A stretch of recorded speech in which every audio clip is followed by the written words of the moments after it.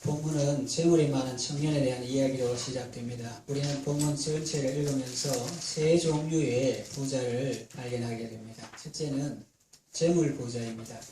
어떤 사람이 예수님 앞에 나왔는데 가만히 보면 이 사람 보통 사람이 아닙니다.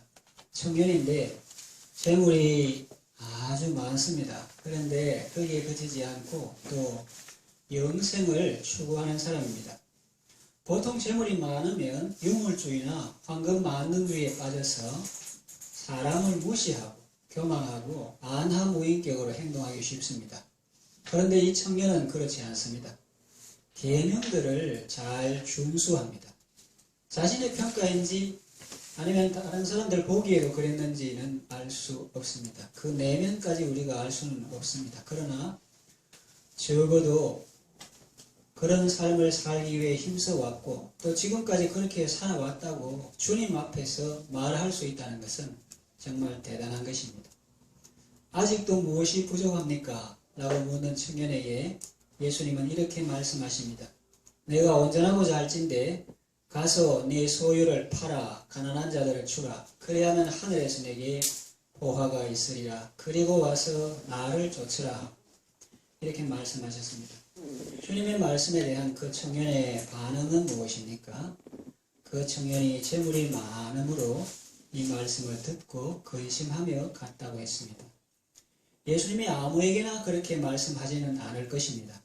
그 청년에게 무엇이 문제인지 아시고 그렇게 말씀하셨을 것입니다. 그 청년에게 있어서 재물은 하나님이었습니다. 그래서 포기하기가 어려웠던 것입니다. 그러면 예수님의 온전한 제자는 될 수 없습니다. 그는 하나님의 계명을 지켰다고 말했지만 예수님의 제자가 되지 못했습니다. 이 청년은 재물이 많았습니다. 그러나 그게 다입니다. 더 이상 기록이 없습니다. 우리는 또 다른 부류의 부자를 이어지는 말씀 속에서 발견합니다. 두 번째, 천국 부자입니다. 청년이 떠난 후에 예수님이 제자들에게 말씀하십니다. 부자는 천국에 들어가기 어렵다. 이렇게 말씀하시니 제자들은 깜짝 놀랐습니다. 성경의 구약을 보면 아브라함도 부자고 이삭도 부자고 야곱도 부자인데 그러면 그분들은 천국에 들어갔을까 이런 생각도 들었을 것이고 또 다윗은 늑도로 부하고 존귀한 삶을 살았다고 하는데 그도 천국에 갔을까 이런 생각도 들었을 것이고 그런데 얼마 전에 삭개오도 부자인데 주님은 그 집에 갔을 때 오늘 이 집에 구원이 이르렀다고 말씀하지 않으셨나 그런 생각도 들었을 것이고 부자가 천국에 들어가기 어렵다는 이 말이 무슨 말씀이지? 귀를 쫑긋 세우고 집중하는데 예수님께서 더 놀라운 말씀을 하십니다. 약대가 바늘 귀로 들어가는 것이 부자가 하나님 나라에 들어가는 것보다 쉽다. 정말 기절초풍할 말씀이었습니다. 약대적 낙타가 어떻게 바늘귀로 들어가?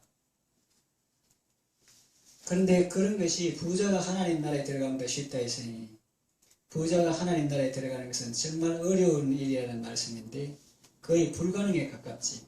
그래서 당연한 질문이 나옵니다. 그러면 누가 구원을 얻을 수 있습니까? 그렇게 물을 때 예수님이 그들을 보시며 말씀하셨습니다. 구원을 받는 그것은 누가 구원을 받느냐? 사람으로서는 할 수 없어도 하나님으로서는 다 할 수 있느니라 그랬습니다. 그때 베드로가 말했습니다. 우리가 모든 것을 버리고 주를 쫓았습니다. 그랬습니다. 속으로는 아마 이런 생각이 있었을 것입니다. 아까 그 청년은 재물을 포기하지 못해서 주님을 따르지 못했지만요. 우리는 모든 것을 버리고 주를 쫓았습니다. 그러면 우리가 무엇을 얻겠습니까? 그랬습니다. 예수님이 대답하십니다. 세상이 새롭게 되어 인자가 자기 영광의 보좌에 앉을 때에 나를 쫓는 너희도 12 보좌에 앉아 이스라엘 12지파를 심판하리라. 또 내 이름을 위하여 집이나 형제나 자매나 부모나 자식이나 전토를 벌인 자마다 여러 배를 받고 또 영생을 상속하리라. 그렇게 말씀하셨습니다. 이것이 바로 천국 부자입니다. 여러분 모두 천국 부자 되시기 바랍니다. 그런데 예수님의 말씀은 여기서 끝나지 않습니다. 이어지는 말씀 속에서 우리는 또 다른 부자의 모습을 발견합니다. 세 번째, 참된 부자입니다. 참된 부자는 영원한 부자라고 할 수 있습니다. 그는 어떤 사람일까요? 지금 잘 나가다가 나중에 미끄러져 탈락하는 사람이 아닙니다. 끝까지 선두를 잘 유지하는 사람입니다. 예수님의 말씀을 들어봅시다. 예수님께서 그러나 먼저 된 자로서 나중되고 나중된 자로서 먼저 될 자가 많으니라 그러십니다. 먼저 된 자로서 나중되면 그 사람은 부자는 부자라도 참된 부자라고는 할 수 없습니다. 일당으로 한 데나리온을 받았어도 불행을 느끼는 사람입니다. 주님의 포도원에서 일했고 약속한 임금도 받았으면서도 원망 불평이 가득한 사람입니다. 신앙생활을 오래 했고 다른 사람보다 수고도 많이 했다고 스스로 생각하지만 주님에 대한 감사가 없고 구원에 대한 감격이 없습니다. 이 사람은 참된 부자라고 하기 어렵습니다.